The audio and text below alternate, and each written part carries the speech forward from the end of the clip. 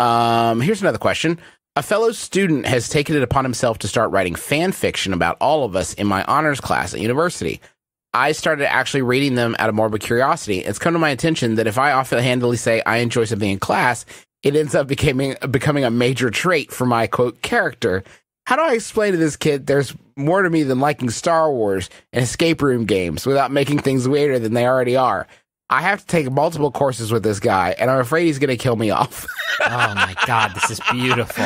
That's from Characterized in California. That's Can tough. I tell you the weirdest thing Now, you know what? We always jump in on these things, and especially, it's never me because I just finished reading the question, and I feel like ahead of time. Yeah. maybe people don't really think that we're taking the time to think this thing through.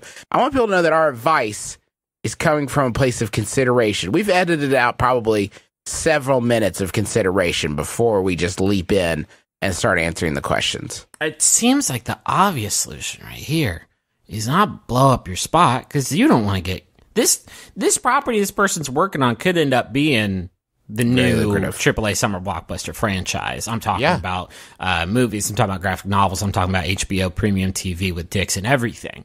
I mean, Shades of Grey was a Twilight fan fiction. So, Shit, my dad says was a Twitter feed, and now it's a hit TV show with Bill Shatner. Exploding, always exploding, that property. I mean, look at the cavemen were a Geico thing, and now look at them. You know what I mean? They have their own sitcom, probably still.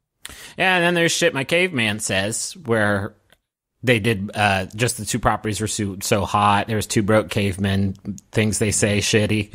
And there was Things My Dad Shit. Things My Dad Shit, including a caveman. In that episode, William Shatner goes in the toilet and poops out a whole caveman. And so anyway, you want to be careful here.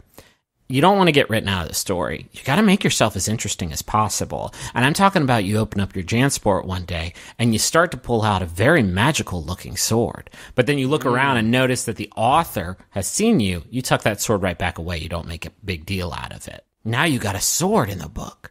Or maybe like you open a really dramatic seeming letter with like a big wax seal and you kind of gasp a little bit right next to this person. They're like, what? You say like, well, it turns out my great aunt died and she left me her spooky house, but I have to spend the night in it if I want to inherit it. That's really good too. Or you open it up and you say, whoa, I got into Hogwarts. I have spell powers.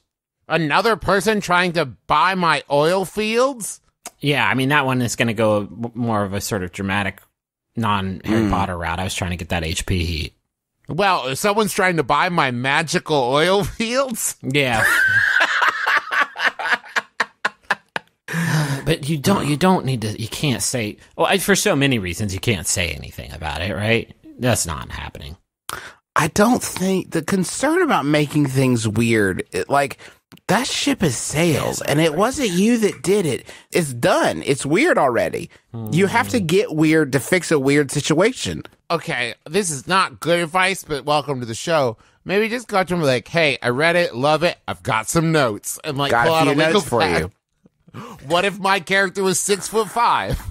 Next time, write this in a G-Doc. Let your boy get in there and comment a little bit to kind of help shape this narrative. Oh, you should be careful, though, because if they start to change things about your character, it might start to change you in real life. Yes, I was just about to say that. Stranger than fiction. Page master. You come into school the next day and you're just sitting there in class. You're taking good notes and expanding your horizons of mind, and then you rip a big, huge one, and then everybody in class then changes your name to, the toot doctor, and then you go home and you're like, wow, that stunk. I'm going to brighten my spirits up with some fan fiction about my life. And then you see that exact scenario, and it ends with like a little PS, like books do sometimes, where it says, PS, Toby, I got you, motherfucker.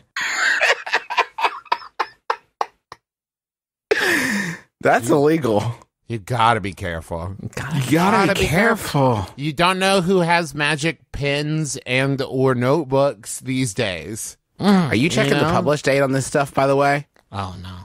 Are you checking the publish date, by the way? Are you making sure that you liking Star Wars wasn't written before you told everybody how much you fucking love Star Wars? I didn't even used to care about Star Wars, so I love it now. When did this come out? June 6th. Well, that's 1885? What?